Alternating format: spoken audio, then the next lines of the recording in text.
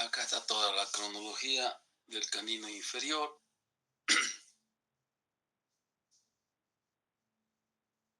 Ya,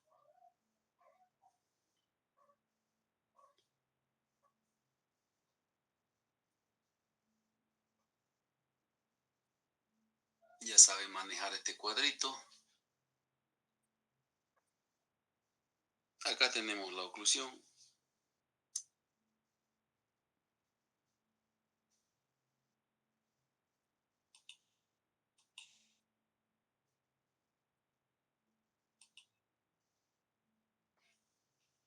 Y la oclusión dice que la mitad mesial del canino inferior ocluye con la mitad distal del incisivo lateral superior, temporario por si acaso, ¿no? Y la mitad distal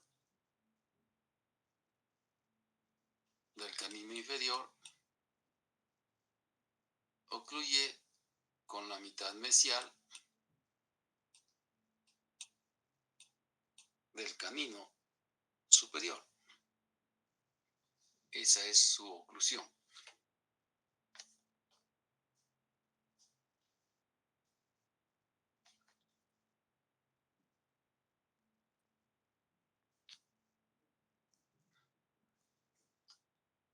Acá tenemos la descripción. Vamos a apurarnos un poco porque quiero que vean que hay un poco de diferencia acá. Bueno, hay una diferencia que es bastante marcada, ¿no? El canino inferior temporario es más pequeño que el superior temporario. Como vemos, aquí viene una de las grandes diferencias entre el canino inferior temporario y el canino inferior permanente. El canino inferior permanente es un diente que tiene forma hexagonal. En cambio, el canino inferior temporario tiene la misma forma de cara vestibular. El canino superior, tanto temporario como permanente, es pentagonal. Entonces, aquí hay una gran diferencia entre el canino inferior temporario y el canino permanente. Esta cara vestibular es más estrecha que la del canino superior temporario. Ustedes pueden hacer la comparación con los cuadritos y van a ver que en longitud es más corta con 1 milímetro que la del canino superior. Vestíbulo lingual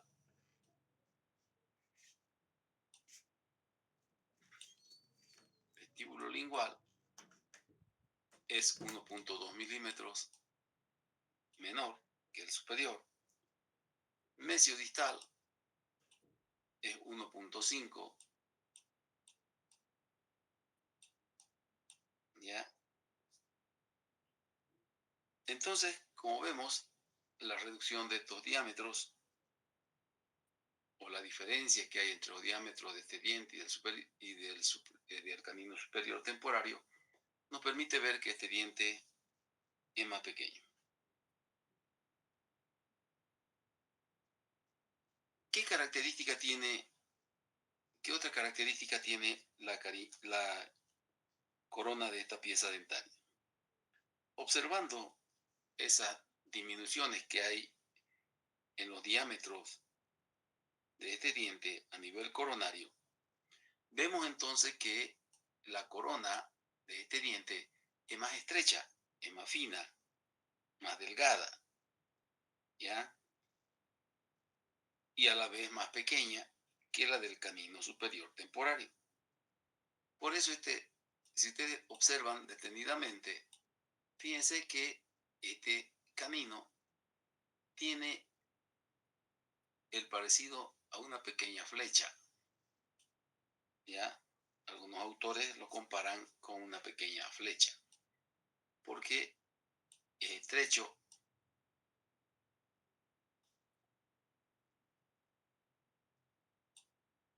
y tiene dimensiones disminuidas, es pequeño y es delgado. Entonces da el aspecto de una flecha. Esa característica la tiene porque los lados proximales, mesial y distal, a nivel del tercio cervical y medio, mesial y distal, son poco o apenas convergentes hacia cervical. Entonces, en otras palabras, son casi rectos. Y recién hacen una convergencia hacia cervical en el tercio cervical. Eso es lo que hace que esta pieza tenga una corona de aspecto, un aspecto de flecha. En el lado incisal de este diente encontramos dos vertientes.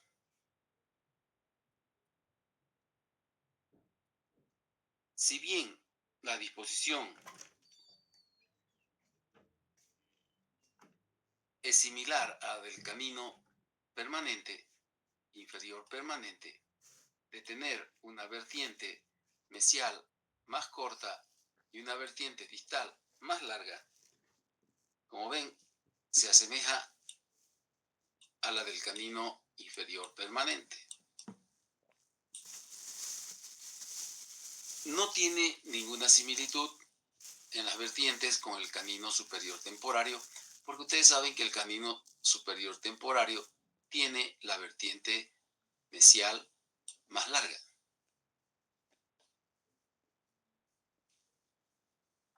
Como la vertiente mesial es más corta, entonces vemos que el vértice está desplazado a mesial.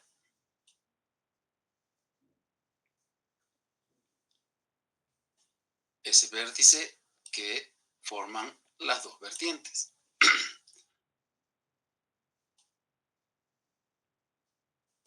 Entonces tenemos,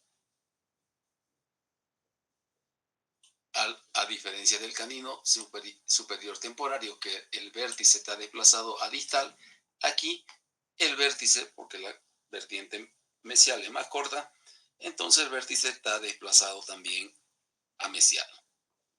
La vertiente distal es más larga, convexa, es más oblicua, bastante más oblicua e inclinada que la mesial. Esta tiene esta relación que hay entre las dos vertientes, una corta y una larga, la mesial corta y la distal larga, sirve para que nosotros observemos que la vertiente, distal, al ser más larga, tiene una relación perfecta en la oclusión con la vertiente mesial del canino superior temporario, que también es larga. Entonces, hay una coincidencia en la oclusión entre distal, si ustedes se recuerdan aquí, distal del canino inferior con la mitad mesial del canino superior. Justo ahí se encuentran las dos vertientes más largas, la vertiente mesial del superior, que es la más larga, y la vertiente distal del canino inferior temporario, que es la más corta. Estas vertientes forman, que son parte del borde incisal, forman con los lados proximales los ángulos mesio-incisal, que es más agudo y más elevado, y el ángulo disto-incisal,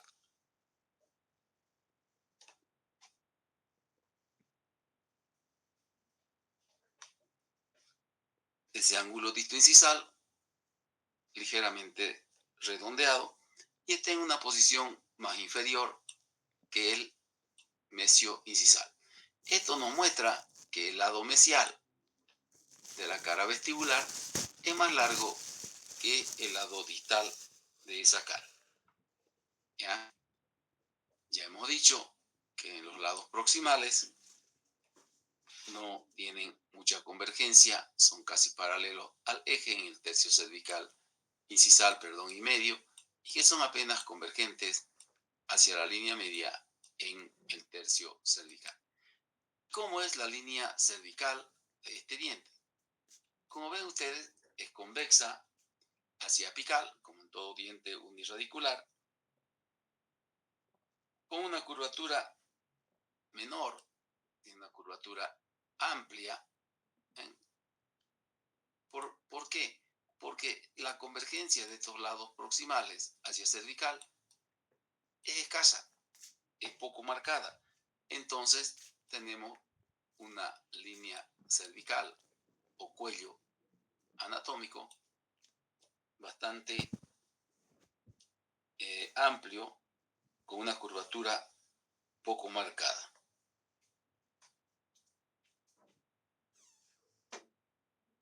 La unión del cuello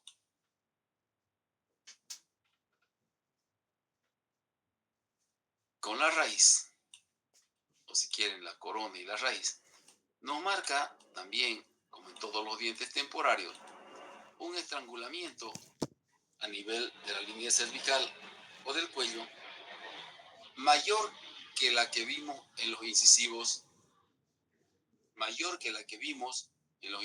inferiores, ya mayor que la de los incisivos inferiores, pero menor que la del canino superior temporal. Ya van a ver ustedes por qué el estrangulamiento es menos marcado en este diente. Cuando lleguemos a hablar de otras características que nos muestra el diente. Cuando veamos el diente por sus caras proximales. Entonces ya hemos hablado de los lados proximales. Ya, como les decía, el mesial es más largo que el distal por la disposición de los ángulos. El borde incisal, como se lo ve, con dos vertientes, una mesial más corta y una distal más larga y más oblicua. Pero, ¿qué sucede? Como en todos los dientes, cuando nosotros observamos el borde incisal por vestibular,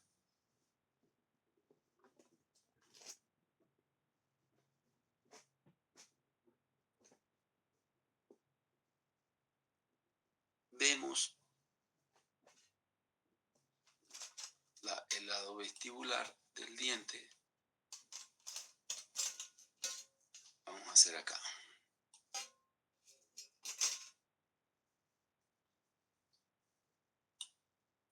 Acá tenemos, cuando vemos el diente, el borde incisal por su lado vestibular, en una observación del diente por incisal, vemos el lado vestibular del borde incisal apenas convexo y el lado lingual del borde incisal apenas cóncavo.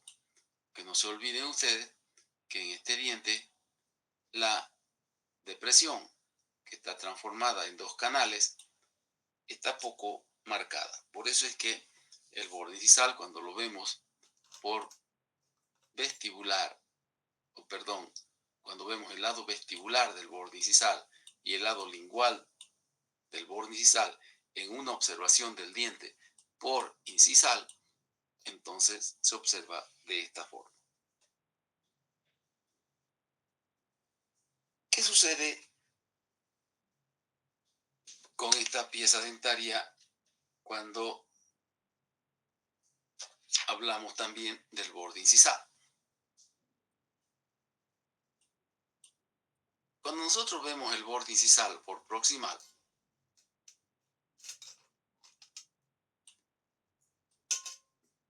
el borde incisal es una arista, es un vértice. Cuando entra en contacto con el antagonista, ese vértice se desgasta por la tricción y se transforma en una superficie horizontal o plana, ¿ya? Entonces se va aplanando. ¿Por qué?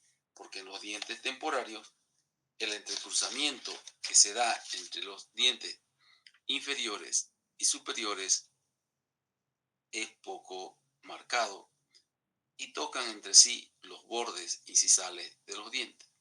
Por eso es que esta pieza dentaria tiene esa característica.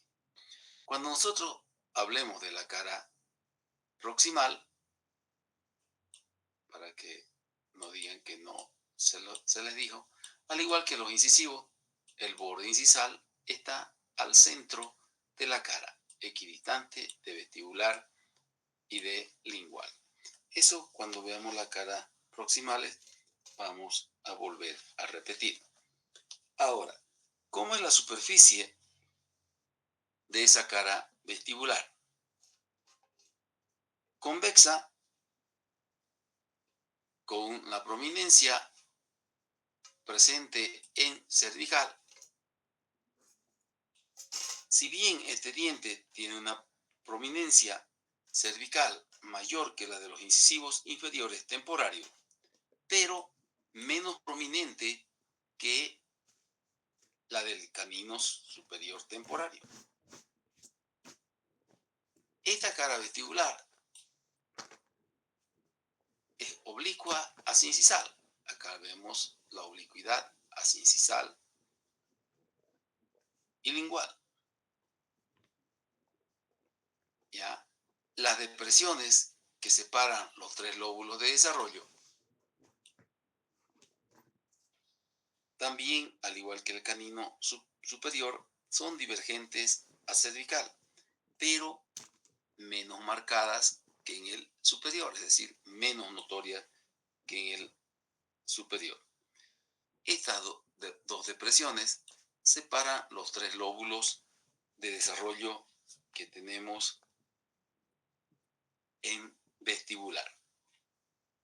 El tamaño de los lóbulos, si bien el central es el mayor en todo sentido, acá hay una pequeña variación solo en el sentido longitudinal, porque en el sentido mesiodistal el central es el mayor, el distal es el segundo y el mesial es el tercero.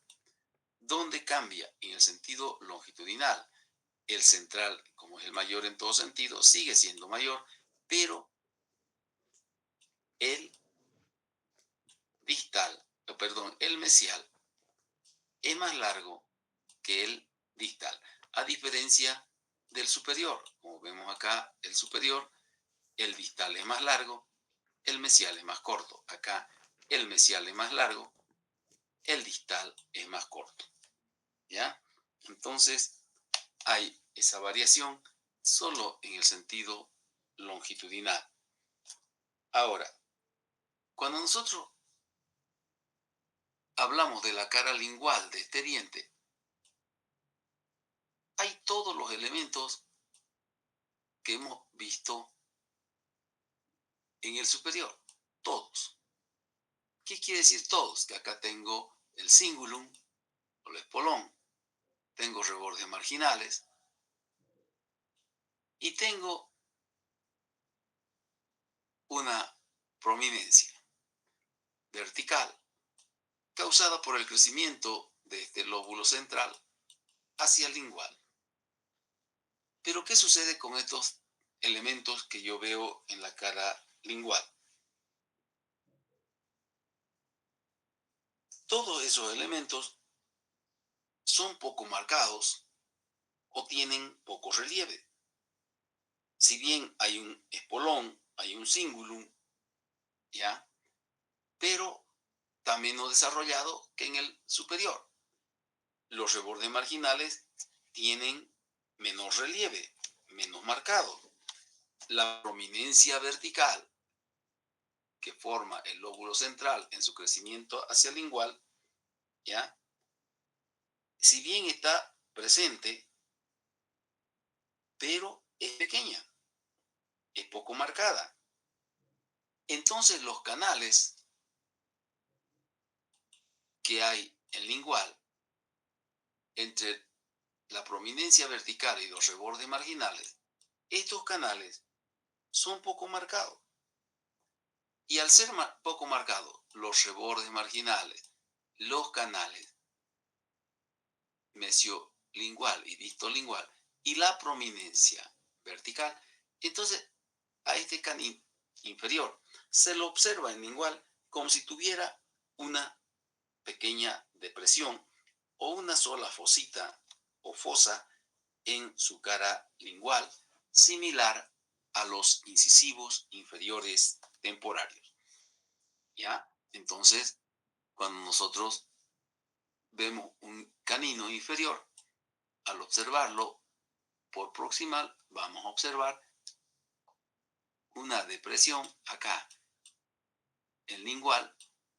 ¿Por qué? Porque el lóbulo central no crece mucho hacia el lingual y entonces la prominencia vertical está poco marcada.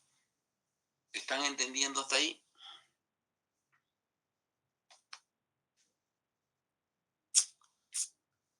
Doctor, Sí, doctor. doctor, Sí, aquí la prominencia vertical abarca desde el espolón hasta el vértice o igual que en los permanentes, como solo la parte... no. Es canino, es canino, es canino. El canino va, sí, por eso la única diferencia es que están menos marcadas. Todo lo demás es similar. ¿Y de dónde a dónde se extiende la prominencia?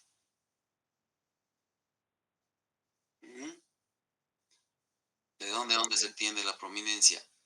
Desde el cíngulo hasta el vértice, doctor. Exactamente. Por eso la única diferencia es que son menos marcadas. Por ejemplo, los rebordes marginales tienen la misma característica. El mesial va hasta el ángulo mesioincisal, el distal va hacia el ángulo distoincisal, pero no llega al ángulo como llega el mesial, o sea, todas las características que se ven. Lo que pasa es que aquí ya no se repiten muchas cosas, solamente se hacen algunas comparaciones, ¿ya? Vamos a ver entonces ahora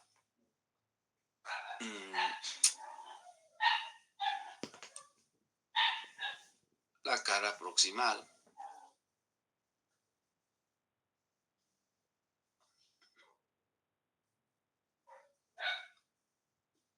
De un canino inferior.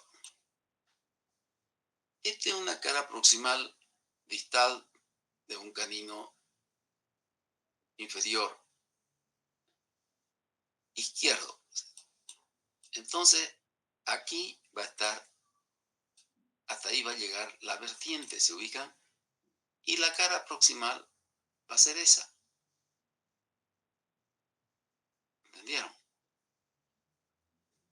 Eso. ¿Eh? Desde aquí hasta aquí. Esta es la cara proximal. Porque esto que se ve acá ya no corresponde a la cara proximal, sino que es la vertiente y el vértice del diente. ¿Ya? Entonces, hasta ahí llega la cara proximal. Como ven, las caras proximales tienen aspecto de triángulo o triangulares acá. Pero ¿qué característica tiene ese triángulo? Es un triángulo isósceles. Tiene el aspecto de un triángulo isósceles. Es decir, que hay hay lados que son similares, especialmente el lado vestibular y el lado lingual son similares. siempre que se describe un canino, hay que tener en cuenta todas estas cosas. ¿Qué cara estamos describiendo? ¿Hasta dónde llega la cara? Y después vemos las otras características que les voy a mostrar ahorita. Ahora, la base del triángulo es cervical, ¿ya? Es el lado ligeramente, en este caso, más corto del triángulo. Pero ¿por qué se acorta este lado cervical? Porque la prominencia vestibular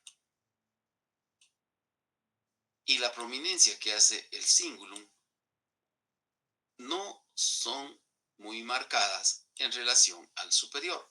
Por eso es que se disminuye el diámetro vestíbulo-lingual en ese diente, ¿ya? Entonces, como ven, miren ustedes acá, aquí llega ahí está el vértice, aquí está la base y aquí está el triangulito, ¿ven? ¿Mm? Entonces,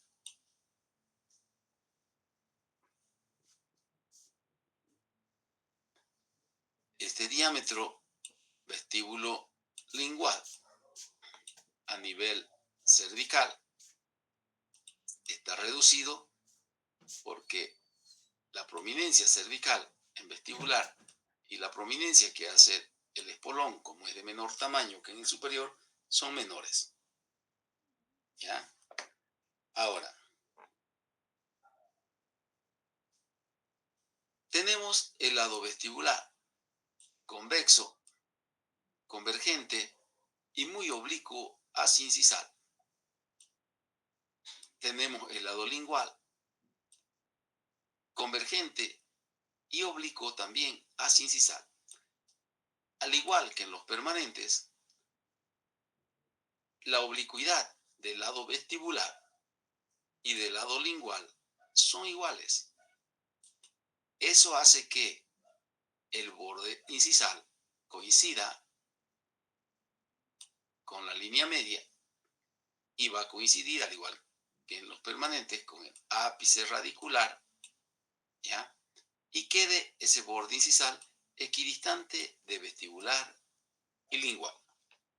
Como ven, bastante parecido, o mejor dicho, igual a lo que sucede con los permanentes, ¿ya? Esa es la característica que hay en las caras proximales. En cervical tenemos la línea del cuello, línea cervical o cuello anatómico, que como ya sabemos, en las caras proximales de los unirradiculares es convexa hacia incisal, ¿ya? Como en todas las piezas unirradiculares. Y como en todos los dientes, siempre en mesial, ligeramente más profunda que en distal. Esa es la visión que tenemos de los dientes por sus caras proximales. Si yo tuviera que hablar de la cara mesial, lo único que voy a aumentar es que esta línea cervical es ligeramente más profunda y el vértice de esta cara estaría aquí, ¿entienden? Más cerca del vértice. ¿Por qué? Porque es más larga, porque el ángulo mesioincisal está más elevado. En otras palabras, la cara mesial es mayor que la distal, ¿ya? Entonces, como ven, acá es un pentágono. Dos lados incisales, un lado mesial, uno distal y uno cervical. Ustedes, la mayoría, para que ustedes se den cuenta que van y tallan sin mucho interés de aprender. Entonces, muchos de ustedes me han hecho el canino inferior pentagonal. Y eso es una aberración. Es como que si yo le diga qué animal es este, qué animal es el que ladra y ustedes me digan que es una vaca. ¿Entienden? ¿Por qué? Porque todos los caninos inferiores que ustedes van a encontrar son hexagonales. Son hexagonales. ¿Ya? Así que si ustedes se quedan con esa cosa guardada en la cabeza de que el canino inferior es pentagonal, el canino inferior permanente es pentagonal, van a equivocarse siempre. Así de sencillo. ¿Todo por qué? Ahora, no pongan pretexto. Por lo menos para las otras piezas dentarias que van a tallar, lean de nuevo. Les vuelvo a repetir desde ahora, el examen final es idéntico al segundo parcial. Todo diente se le aumentan los dientes temporarios y alguna que otra burrita más, pero todo está basado en los dientes permanentes porque eso es lo que van a ver ustedes toda su vida. Están avisados y bien avisados. Entonces,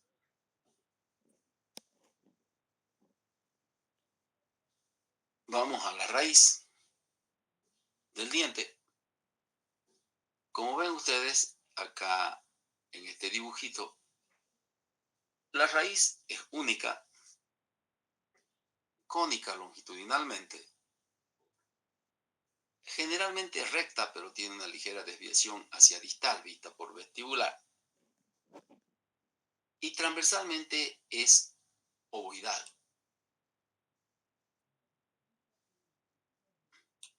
Esa es la característica que nos muestra casi siempre.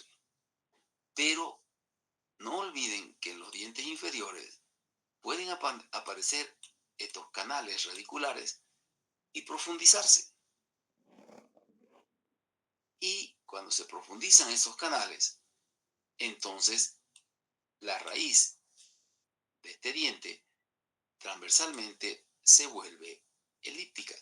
Y al volverse elíptica, al igual que en los incisivos, puede causarnos la bifurcación del conducto o dejarnos un conducto elíptico también y amplio, pero generalmente divide el conducto. Ahora, ¿qué características tiene la raíz? Es más corta que la del canino superior temporario. Es más delgada, es decir, menos potente. ¿Ya? Es casi el doble de larga. Miren ustedes. 11 contra 6. Entonces, cuando nosotros obtenemos la proporción coronoradicular, tenemos que dividir 11 entre 6. ¿Y cuánto le sale? ¿Cuánto le sale? 1.83, doctor. 1.83. ¿Y cuánto tiene el permanente? El permanente tiene 1.48. Entonces el canino inferior es, en su proporción coronoradicular, tiene, mejor dicho, una proporción coronoradicular mayor que la del permanente. La única que varía es la del canino superior. El canino superior es la más equilibrada y es la única en la que gana el permanente. En la relación coronoradicular es idéntica a la de los incisivos. Ya vieron, vista por vestibular puede ser recta, ya, o ligeramente desviada distal, y vista por proximal, la raíz, como en los incisivos, también tiene una desviación del tercio cervical, desde el tercio cervical o desde el tercio medio hacia vestibular por la presencia del germen permanente en lingual de la raíz. Se termina de formar la raíz a los 36-40 meses. Inicia su reabsorción entre los 7-8 años, 84 a 96 meses. Y el ciclo del diente completo o periodo de estado de este diente es de 48 a 56 meses. Acá tenemos la cavidad pulpar y vemos primero la cámara. Como vemos, vista por vestibular, la cámara es pentagonal, ¿ya? Diferente al permanente, similar al superior temporario. Copia la forma de la cara, tiene un vértice, como lo ven ahí, está el vértice. Vamos a poner otro color. Acá está el vértice. Tiene en realidad estas características que parecen vertientes, pero son sus lóbulos o lobulaciones, que en realidad son los cuernos de cada uno de los que forman cada uno de los lóbulos, central, mesial y distal. Esos cuernos y esas lobulaciones que presenta la cámara pulpar en incisal son menos marcados que en el canino superior. El tamaño de los cuernos, tenemos que el central es el mayor. Luego tenemos el mesial y luego tenemos el distal. Ese es el tamaño de los tres cuernitos que nos presenta el canino inferior. Las paredes de la cámara, tanto mesial como distal, son rectas, ¿ya? No tienen concavidad marcada hacia la cámara, porque las paredes, las caras proximales mesial y distal son paralelas al eje del diente o rectas, entonces las paredes de la cámara son también rectas. Como ven, la cámara se une al conducto a nivel del cuello sin ninguna línea de demarcación y van sus paredes convergiendo de manera uniforme hacia el ápice, formando un cono perfecto. La cámara la encontramos en la mitad de la corona. Si la miramos por proximal, es un retrato de la cara proximal, ¿ven? Triangular, con un vértice así incisal, un lado vestibular, que es la pared vestibular, la pared lingual. Como la prominencia vestibular y la prominencia del esporón y cíngulo no son tan marcadas, entonces fíjense que las paredes vestibular y lingual son apenas cóncavas hacia la cámara, ¿ya? Es decir, no hay un retrato o una copia exacta de las caras externas del diente. Ahora, ya hemos visto que el conducto por vestibular es único, cónico, generalmente es único, cónico, uniforme, longitudinalmente cónico, ¿no es cierto? Pero transversalmente el conducto es ovoidal.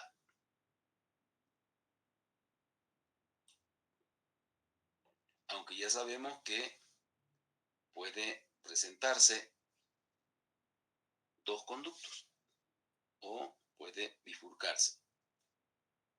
Como ven, el conducto es bastante amplio en el tercio cervical, en el tercio medio y en el ápice va estrechándose formando el cono. Ahora, en una visión proximal, miren ustedes, el conducto es más amplio que mesiodistalmente, es decir, en el sentido vestíbulo-lingual, es más amplio. Si bien es cónico, ¿ya? Es más amplio. Se une a la cámara sin ninguna demarcación y el tercio cervical y medio es tremendamente ancho.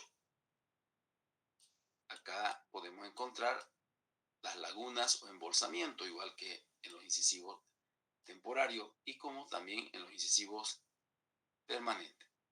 Y luego en el tercio apical, el conducto se estrecha de manera brusca. Esta situación nosotros no la logramos observar. En muchos casos no se logra observar, ni siquiera podemos tratarlas. ¿Por qué? Porque estas piezas dentarias, cuando se dañan, ya tienen mínimo el tercio apical reabsorbido. Entonces ya el proceso de reabsorción se está dando en el diente, o se ha dado, y topamos un conducto a veces muy amplio. Cuando encontramos un conducto así en los dientes temporarios, completo, y tenemos que tener cuidado con estas características que estamos viendo. Cuando no hay el diente de recambio y el diente temporario tiene que quedarse en la boca. Entonces ahí vamos a ver que el conducto es amplio y que el conducto puede estrecharse porque también se da el proceso de dentinificación. En toda la pieza dentaria se da el proceso de dentinificación, ¿ya? Pero, ¿qué sucede en estas piezas dentarias temporarias? Ya se los he explicado que si bien hay un proceso de dentinificación, el proceso de dentinificación no es muy largo. Por ejemplo, este diente ya tiene su edad de erupción entre los aproximadamente 18 meses de edad. Hasta que este diente ingresa en oclusión y se termina de formar, van a ser 2 años y medio o 3. Ahí recién empieza a tocar y a haber fricción entre el diente inferior y el superior y empieza a haber la atrición. Y la atrición estimula el proceso de dentinificación. Y entonces empieza a formarse dentina que va a ir depositándose, pero cuando está empezando a formarse dentina y el niño está adquiriendo mayor fuerza de masticatoria, porque va creciendo y va desarrollando su musculatura masticatoria, entonces llegamos a los 10 años, ¿no? Primero a los 7 o 8 y ya empieza el periodo de reabsorción. Llegamos a los 10 años o 9 años. ¿Y qué sucede? A veces el canino se está cambiando y entonces el proceso de dentinificación no logró estrechar ni la cámara ni el conducto de una manera notoria. Entonces, todas las piezas dentarias temporarias tienen esa característica. ¿Alguna pregunta? No, doctor. Muy bien.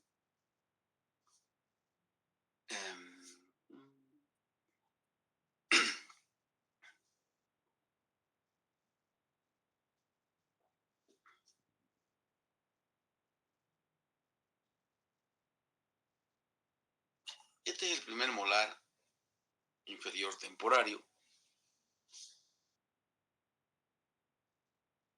Como ven, su término medio de erupción o su edad media de erupción es 1 año, 12 meses. ¿No? Puede ser entre los 15, puede ser a los 23. Entonces está en ese periodo de cambio ahí, la edad. Todo dentro de la normalidad. Como ven ustedes, no es un diente grande, ¿no? Es un diente bastante pequeño. Tiene una longitud total de 15 milímetros.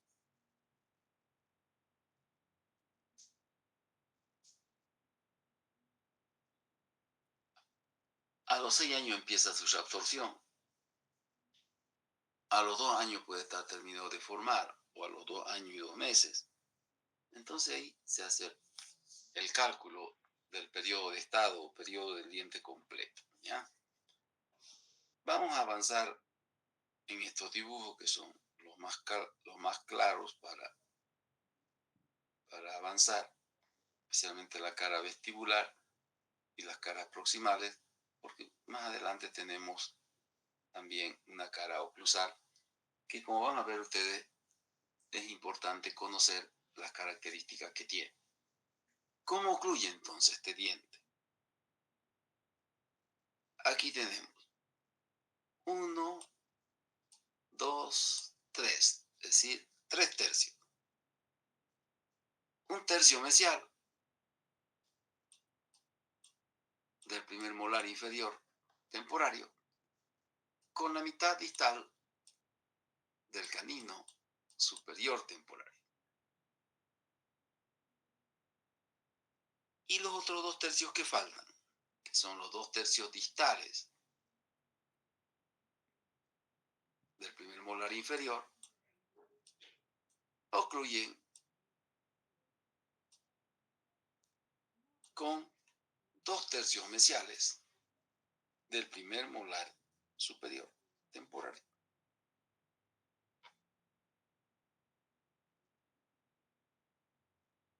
La corona de este diente, como ustedes ven acá y aquí su cara oclusal, que es parte de la corona también. Como en todos los molares, es cuboidea, es de las características morfológicas del lofodonto, ¿no? Es de los heteromorfos lofodontos, pero tiene una particularidad, especialmente a nivel de la cara oclusal. Que la cara oclusal de este diente, incluida en sí parte de la corona, como la cara oclusal está en la corona, no se parece a ninguna cara oclusal de los molares permanentes ni de los otros temporarios, ni en su forma, ni en el contenido que tiene en la cara oclusal. Es decir, es una cara oclusal única, particular, propia del primer molar inferior. No se parece la cara oclusal de esta pieza dentaria a ninguna cara oclusal de ningún diente permanente y de ningún molar permanente, mejor dicho, y de ninguno de los otros molares temporarios. Esa es una cara oclusal muy particular, propia del primer molar. Primero,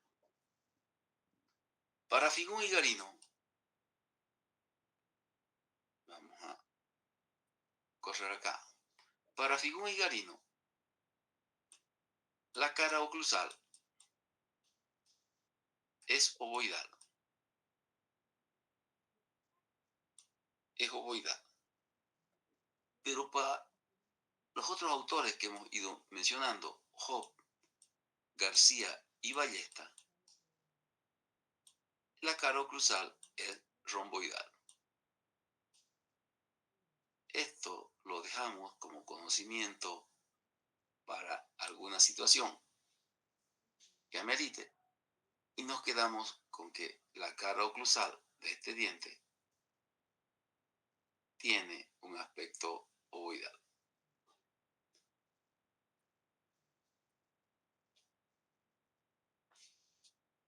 Empezamos a describir esta cara oclusal. Fíjense que el diámetro mesiodistal, como en todos los molares permanentes, también en los molares inferiores temporarios, el diámetro mesiodistal es mayor que el vestíbulo lingual. ¿Ya?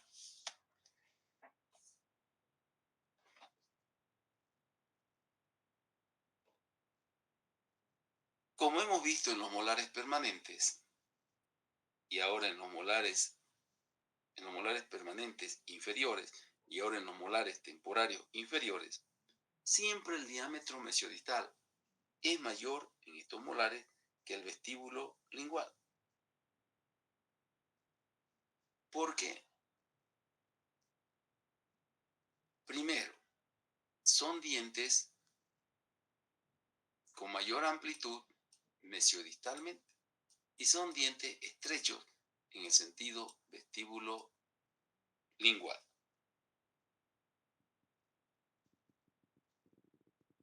Ahora, nosotros vemos acá también que el lado mesial, en el sentido vestíbulo lingual, es más amplio que el lado distal. ¿Y a qué se debe esto? Al igual que en los permanentes, se debe a que esta cara libre vestibular es tremendamente convergente y oblicua hacia distal y lingual. Entonces, esta convergencia hacia distal y lingual de vestibular, con una oblicuidad bien marcada, más la convergencia de lingual, una convergencia ligera de lingual hacia distal, gracias a esas convergencias es que el lado mesial, que corresponde a la cara mesial, y el lado distal son diferentes en su tamaño. Y al ser mesial más amplio que distal, también tenemos que conocer que las cúspides mesiales, a causa de esa razón, son más grandes que las distales. Cuando se dice por qué las cúspides mesiales en los molares inferiores son más grandes que las distales, por la convergencia de las caras proximales, de las caras libres hacia distal. ¿Y dónde se interceptan estos dos planos de convergencia de las caras libres? Se interceptan hacia distal y lingual, es decir, en disto lingual. Describimos el lado vestibular de esta cara oclusal. Y acá marcamos que el lado vestibular nos muestra acá en mesial y vestibular la mayor prominencia y de ahí se extiende tremendamente oblicuo hacia distal y lingual.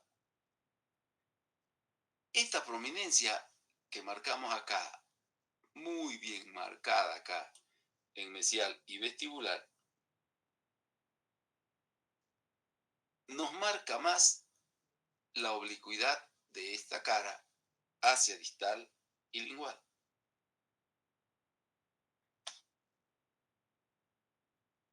¿Y por qué observamos esta prominencia bien marcada acá en mesial y vestibular? Porque ahí en ese lugar hace prominencia el tubérculo de Zuckerkandl, llamado también por Job García y Ballesta reborde vestíbulo cervical o tubérculo cervical.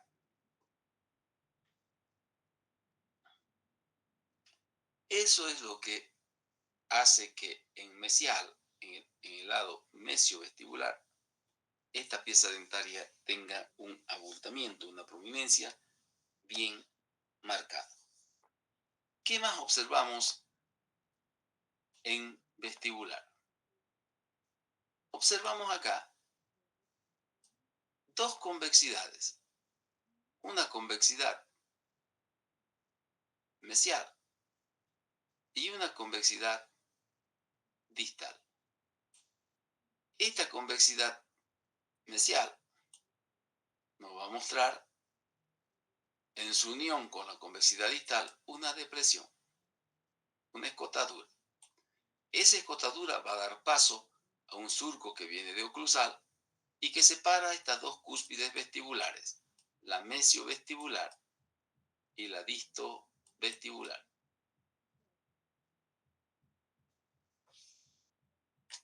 Entonces,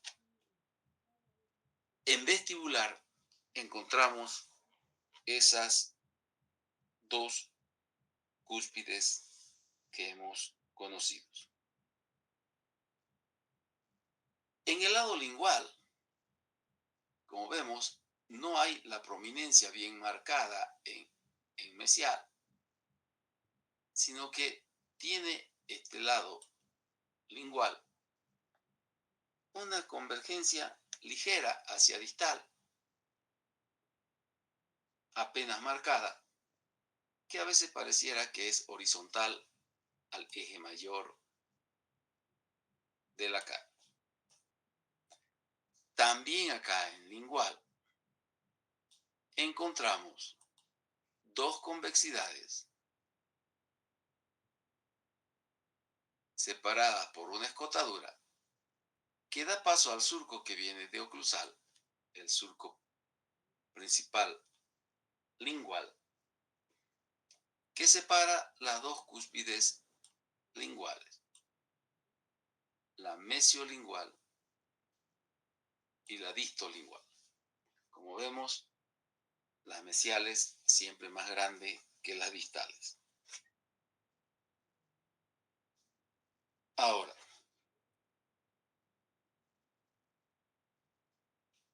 ¿cómo son los lados proximales de esta cara oclusal? Aquí tenemos mesial. Voy a pintarlo voy a poner un punto negro. El lado mesial y el lado distal son casi rectos, paralelo al eje del diente, en sentido vestíbulo-lingual. Apenas convergente a palatino. Apenas convergente a palatino. Pero esa convergencia a palatino de los lados proximales de la cara oclusal es lo que, o convergencia lingual, perdón, no a palatino, sino a lingual, de los lados proximales, mesial y distal, es lo que hace que en lingual el diámetro mesiodistal sea menor que el diámetro mesiodistal de vestibular. ¿Ya?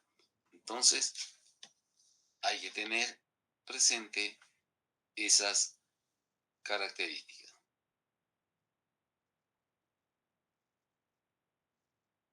Ahora, no olviden, vuelvo a repetir, si bien los dos lados son casi rectos, ligeramente convergentes hacia lingual, el lado mesial es más largo que el lado distal.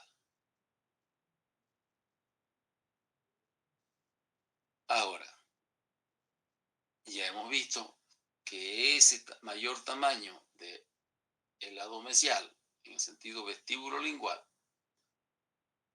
es el que nos hace también tener cuidado de que siempre las cúspides mesiales son mayores que las distales. ¿Ya? ¿Cómo es la superficie de esa cara oclusal? Y hemos dicho que es una cara oclusal ovoidal, algunos dicen rectangular, también Job García Ballesta dice es romboidal. Pero la descripción que hacen otros autores de esta cara oclusal es un poco más complicada, ¿ya? estoy tratando de acomodar algunas cosas para que la entiendan mejor, pero vamos a basarnos en la descripción que nos hace Figún y Garín. Como ya ustedes saben, la superficie de la cara oclusal es esta. Esta. Desde aquí, desde la arista longitudinal que corre de mesial a distal, hasta la arista longitudinal vestibular que corre de mesial a distal, desde el reborde marginal mesial al reborde marginal distal. Esa es la superficie de la cara oclusal, o llamada también tabla oclusal. Ya les he dicho que todas estas otras características se observan y son parte de las caras vestibulares, ¿ya? ¿Por qué? Porque este diente tiene la característica de tener esto. Es decir, ya lo que se ve es esta parte, lo que se ve es esta parte. ¿Ven? Entonces, ¿qué hay ahí dentro de esa superficie? Encontramos dos fosas principales en esta superficie oclusal. Y como ven ustedes, si yo trazo una línea media y divido la mitad en la mitad el diente por oclusal, fíjense que las fosas están desplazadas a distal. Una de ellas cercana a la línea media que separa la mitad mesial de la mitad distal. Entonces, tenemos dos fosas principales. Vamos a marcarla ahora. ¿Cuáles son esas dos fosas? Una fosa principal, fíjense, está aquí, al centro. ¿Sí? Una fosa principal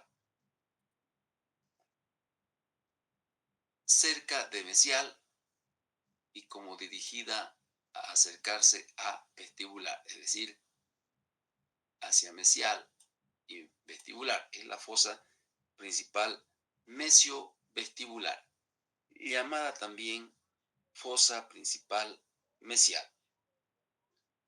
La otra fosa está acá. Está ahí. Hacia distal y lingual o distolingual. Es la fosa principal, llamada también fosa principal distal. Como les decía, ambas son principales y están unidas por un pequeño surco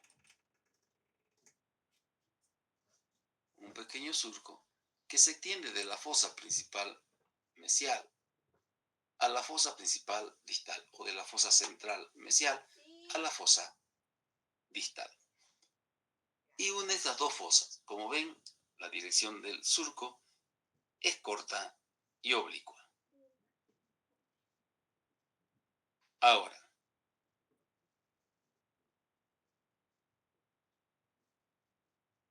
ahí tenemos lo que está de rojo, el surco principal que une las dos fosas, la fosa mesial y la fosa distal. De esta fosa mesial nace un surco que va hacia la cara mesial.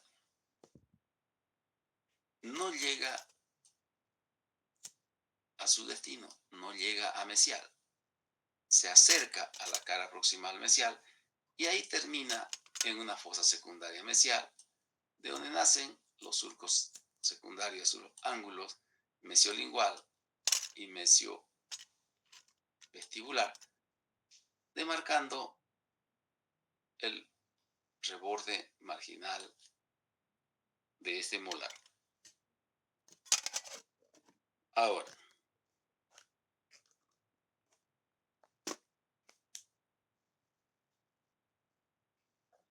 Fíjense que aquí ya tenemos dos surcos principales, ¿no? Y dos fosas principales y dos surcos secundarios. Ahora, de esta misma fosa principal mesiovestibular o mesial, nace un surco que va a vestibular. Atraviesa la escotadura que separa las dos cúspides vestibulares y se extiende hacia el tercio oclusal de la cara vestibular. En ese tercio oclusal, este surco principal vestibular no termina en fosa. Entre esos dos surcos, el principal vestibular y el principal mesial, encierran la cúspide mesio-vestibular.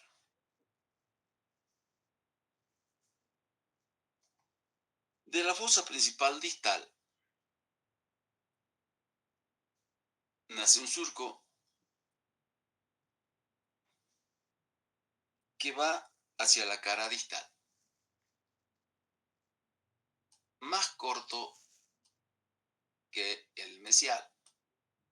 Termina también en una fosa secundaria, de donde nacen surcos secundarios a los ángulos mesio-vestibular, disto-vestibular y disto-lingual, delimitando también el reborde marginal. Otro surco principal que parte de la fosa distal se va hacia el lingual. Es el surco principal lingual que se extiende por la escotadura y llega a estar presente en la cara lingual, en el tercio oclusal de la cara lingual, y también nunca termina en fosa.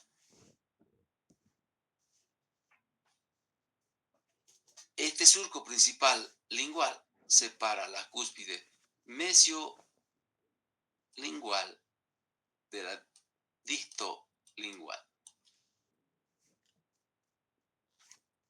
Como vemos acá, entre el surco mesial y el surco oblicuo que une las dos fosas y el surco principal lingual, ahí entre esos surcos, entre esos tres surcos, queda encerrada la segunda cúspide en tamaño, la cúspide mesiolingual.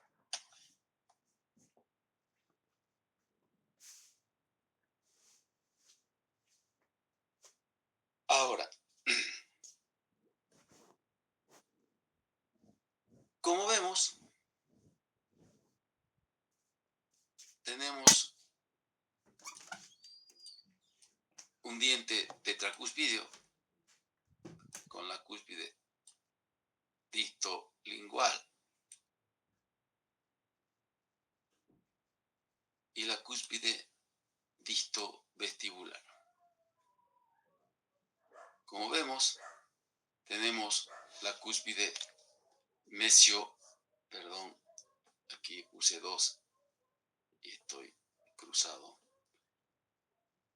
Entre el surco mesial, principal mesial, el surco principal lingual, y ustedes calladito, ¿no? Y el surco oblicuo que une las dos fosas principales, está la cúspide mesiolingual, que es la más grande de todas. Luego tenemos la mesiovestibular, luego la distovestibular, y la cuarta en tamaño es la distolingual. Entonces, así tenemos distribuido el tamaño de las cúspides. Para Hop, García y Ballesta, que nos dicen que la cara oclusal tiene aspecto romboidal, por si acaso Hop, García y Ballesta dicen que la cara oclusal tiene aspecto romboidal. Para ellos,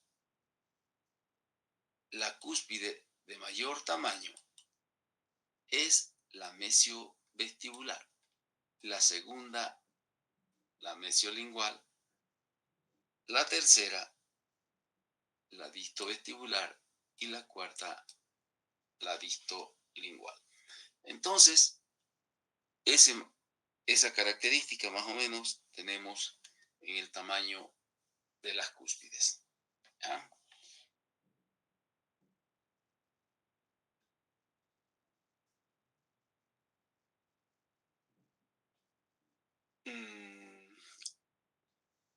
No está muy bien.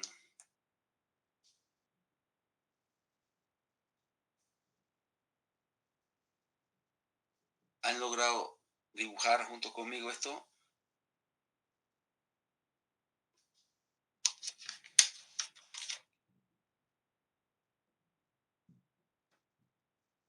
Sí, doctor. ¿Sí? Ya. Vamos a quedar ahí porque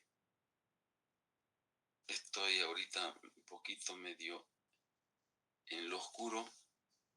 Se ha cortado la luz hace un ratito. Y estoy solamente con la luz de aquí de la computadora y mi celular. Vamos a quedarnos ahí. No sé qué ha pasado. Por favor, fíjense dónde estamos quedando. Y Kevin, hasta el martes, por favor, me muestran algo.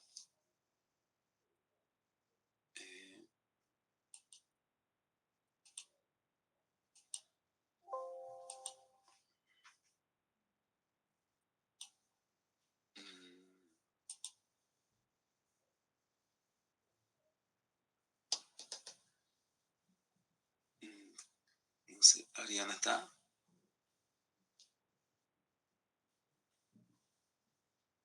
Creo que Ariana no ha entrado.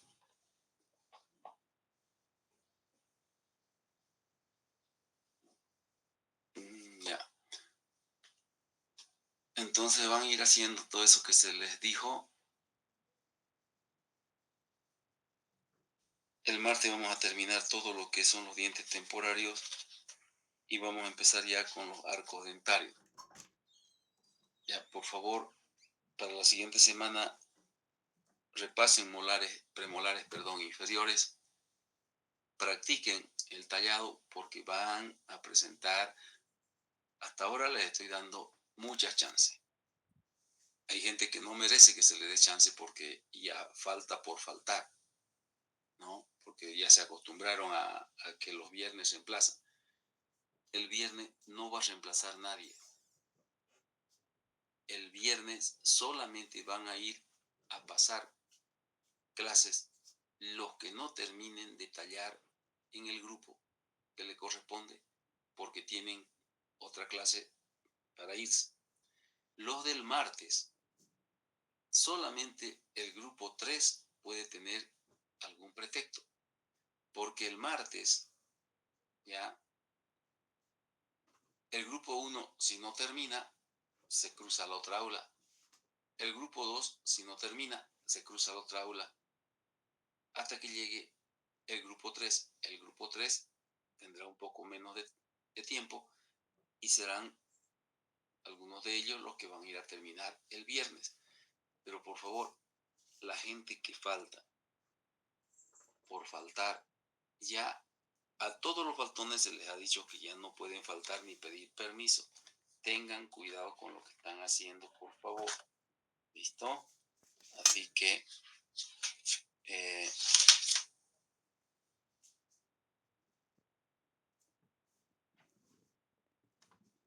el martes nos vemos entonces.